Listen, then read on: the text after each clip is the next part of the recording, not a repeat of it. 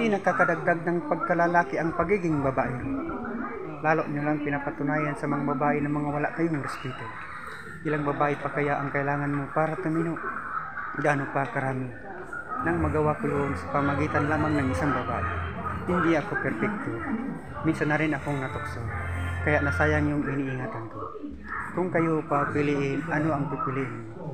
Yung mali, na magiging masaya kayo, o yung tama, pero hindi kayo masaya. Lagi nating tanda ang mga lalaki kung paano ginawa ang mga babae. Hindi ginawa ang mga babae sa iyong talampakan para ito yung apag-apag. Hindi rin ginawa ang babae sa iyong uluhan para ito yung pangunahan. Kundi ginawa ang babae mula sa tadyang ng lalaki para maging iyong katuwang, kasangga, suporta, kasama sa hirap at ginhawa.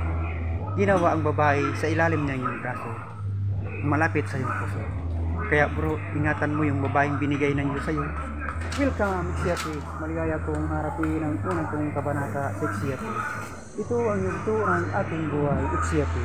At ating ang kakalimutan ang noon na nagitong buhay. Mga nauna at nauli kong nakala. Maraming salamat sa inyo mga kaibigan. Salamat sa pag-unawa.